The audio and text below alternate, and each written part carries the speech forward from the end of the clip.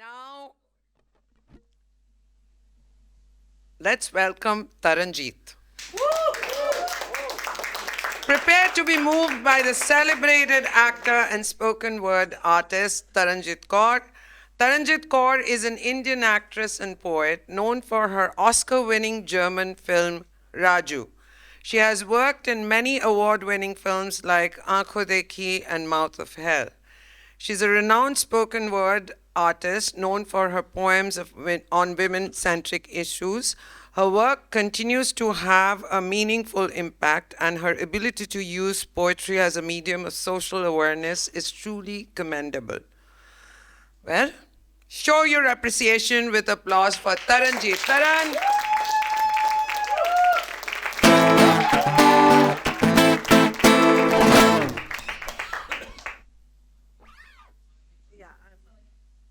From the tallest, थोड़ा और नीचे.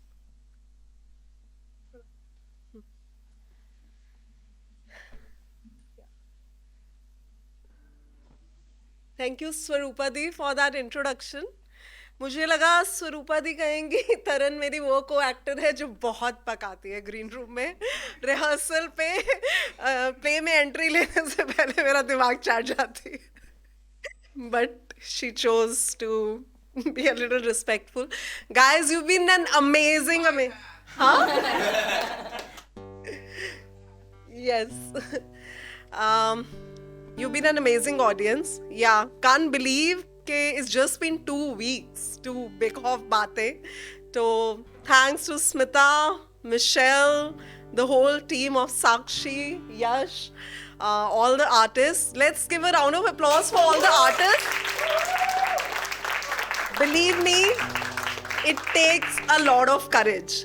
So I think I've been performing on stage since I was 14. But जब मैंने spoken word शुरू किया कुछ 4-5-6 साल पहले, अब वो वर्ड नहीं बोलना चाहती पर सच में फट गई थी क्योंकि सॉरी शुभम, पर क्योंकि यहाँ पे आप कुछ अपनी जिंदगी से, अपने दिल से कहीं ना कहीं कुछ ऑनेस्टी से शेयर कर रहे हो. And it's, believe me, it's so much easier to become another character on stage, on screen. I think Joyti, Swarupadi, Vidushi, everyone will agree, but it's so much harder to share parts of your soul, of your heart. So how many of you are there जो घर से दूर हैं, जो मुंबई से नहीं हैं? काफी लोग हैं, कुछ लाइट ज्यादा है लेकिन ओ बहुत लोग हैं. तो आप शायद हाँ देख लिया अभी आप लोग रिलेट करेंगे कि जब तक हम घर में होते हैं ना तब तक माँ पापा की इतनी वैल्यू नहीं होती. पर जब आप घर से दूर आ जाते हो, धीरे धीरे आप अपने काम खुद करते हो, सुबह उठ के अपना नाश्ता बनाते हो, घर साफ करते हो, ऑर्गेनाइज करते हो, सारी रिस्पॉन्सिबिलिटी लेते हो, तो तब पता लगता है कि उनकी क्या कंट्रीब्यूशन थी आपकी लाइफ में, एंड स्पेशली माँ की. तो आज की मेरी दोनों कविताएं मेरे माँ और पापा को डेडिकेटेड हैं.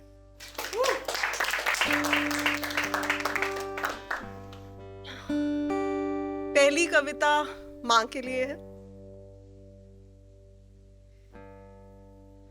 माँ, जब मैं छोटी थी तो सब कहते कि मैं तुम जैसी दिखती हूँ. तुम्हारे ऑफिस जाने पे ट्रंक से तुम्हारी नीली साड़ी निकाल के खुद को आईने में देखती रहती और सोचती, हाँ मैं तुम जैसी दिखती हूँ. तुम रोज सुबह 5 बजे उठ के घर के सब काम निपटाती, ऑफिस जाने से पहले हमारा खाना बना और भाग भाग के हमें जगाती. मैं सोचती, माँ इतना क्यों चिल्लाती है, इतना क्या काम है सुबह सुबह जो भाग भाग के निपटाती है. आज समझ आया है तो सोचती हूँ, काश उस वक्त मैं तुम्हारा हाथ बटा पाती. सब कहते मेरा और तुम्हारा स्वभाव एक है और पापा और दीदी का. दोनों बड़बोले हैं, दोनों का तेवर है, लड़ते भी हैं झगड़ते भी. तुम चुपचाप देख के मुस्कुराती हूँ कि खुद ही सुलझा लेंगे, आराम से बैठ जाती हूँ। घर में कितना भी तूफान आए, तुम शांत दरिया सी बहती रहती हो। माँ, तुम सब्र बहुत करती हो। एक दिन तुम्हारी साड़ी के ट्रंक में कुछ ढूंढ रही थी मैं, तो एक साड़ी के नीचे एक मेडल और एक ट्रॉफी मिली। जब मैंने पूछा ये सब किसके हैं, तो नानी बोली कि तुम गजब की एथलीट थी। ये जो ट्रंक भरे हैं ना साड़ी के, इन सब में मेडल्स और ट्रॉफीज थी। जब मैंने पूछा कि ये सब कहाँ गए, तो तुमने कहा सब फेंक दिए। घर में जगह नहीं थी रखने की, तो क्या करते, सब बेच दिए। माँ, क्यों तुमने जिद नहीं की रखने की? क्यों ऐसे ही सब जाने दिया?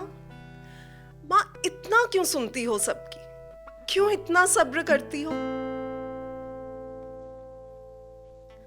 पापा के यहाँ कला का खजाना था। कोई लेखक, कोई शायर, तो कोई चित्रकार था।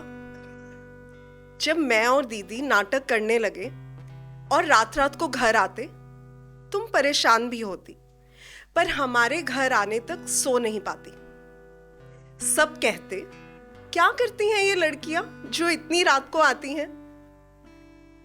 तब तुम फक्र से कहती, ये कलाकार हैं, ये नाटक करती हैं। माँ, ये इतना आसान नहीं था ना तुम्हारा ये सब समझ पाना, पर तुम कैसे हर बार हमें ढाल बन के बचाती हो। कोई कुछ भी कह दे, तुम शांत रह के ही समझाती हो। माँ, तुम सब्र बहुत करती हो। देखो ना माँ, इतिहास खुद को दोहराता है। मैं भी नाटक छोड़ के घर चलाने लगी। सब स्क्रिप्ट्स और किताबें रख दी अलमारी में, बस सुबह शाम खाना बनाने लगी। सोचा सपने तो मेरे ही हैं, इन्हें फिर जी लूंगी। इनका क्या है, पहले सबको खुद खुश कर लूं, पहले सबको खुश कर लूं। मेरा क्या है, मैं फिर हंस लूंगी। ये एहसास नहीं था कि दब रहे थे सपने और धीरे धीरे मर ही जाते। अगर उठती नहीं मैं तो सड़ ही जाते। अब उठी हूं तो थोड़ा तो जीने दो। बहुत चुप रही हूं, थोड़ा तो कहने दो। माँ, तुम मेरी प्रेरणा हो। मैं तुम जैसी हूं, पर अब और तुम सा नहीं बनना।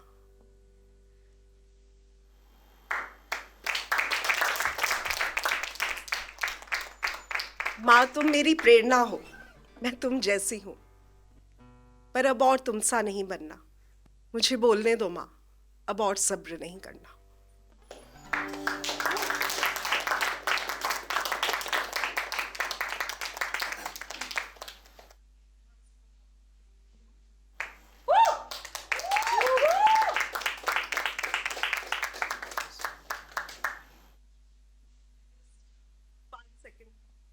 हो जाता है कभी कभी।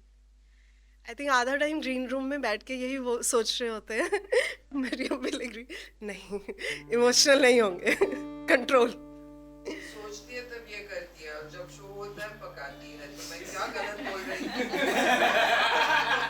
तुझे कभी नहीं थी।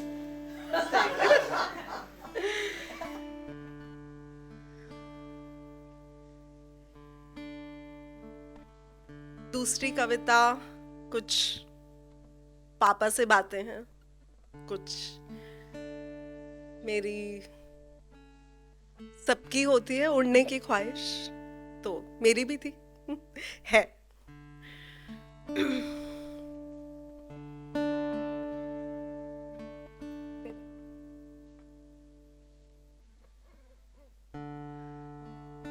पापा, याद है जब मैं छोटी सी थी और मुझे एक फैंसी ड्रेस कंपटीशन में फेरी बनना था। माँ ने ड्रेस तो ला दी, पर पंख नहीं मिले, तो आपने अपने हाथों से पंख बना के मुझे पहना दिए और बोला, जाओ उड़ के देखो। अब मैं तो इन पंखों को असली मान के उड़ने ही लगी।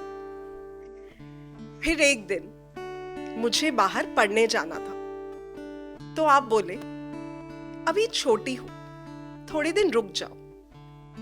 मुझे लगा मैं उड़ सकती हूं, पर मैं रुक गई कि कुछ दिन बाद उड़ लूंगी। फिर कॉलेज भी खत्म हो गया, तो मैंने कहा अब मैं जाऊं पढ़ने, उड़ने। आप फिर सोचने लगे, कई सवाल थे आपके मन में। नया शहर, लड़की हो, कुछ हो गया तो? और आप बोले अभी थोड़े दिन और रुक जाओ। और इस बार मैं रुक ही गई पापा। मैंने वो पंख तय करके अपनी अलमारी में रख दिया।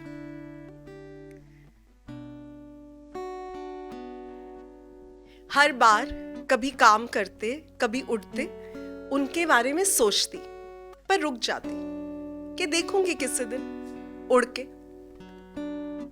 स्टेज पर एक्टिंग करते, जब फिल्मों के ऑफर आते, तब भी सब यही कहते कि बहुत बुरी दुनिया है वहां, नोच लेंगे, खा जाएंगे, भेड़िए हैं सब। और मैं फिर रुक जाती।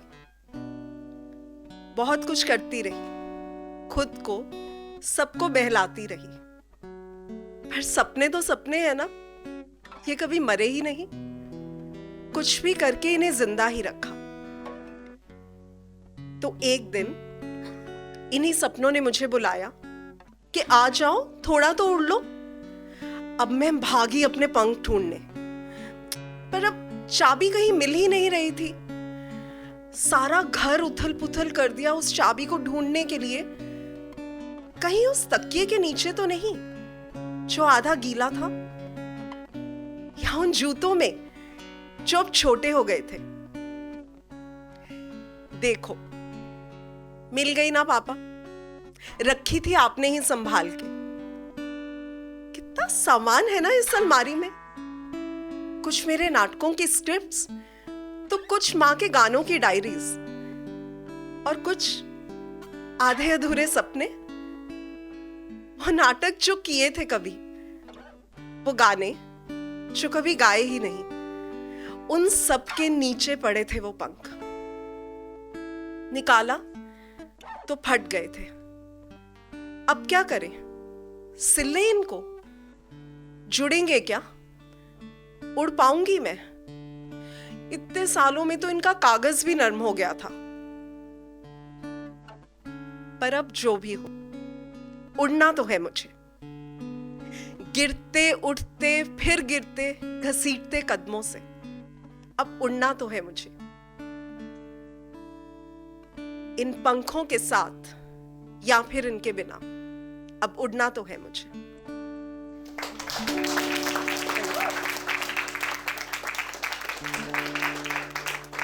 Thanks everyone for being an amazing audience. I could just feel your energy, and that's what gives us the strength to perform. And thanks, Yash, for accompanying. Thank you.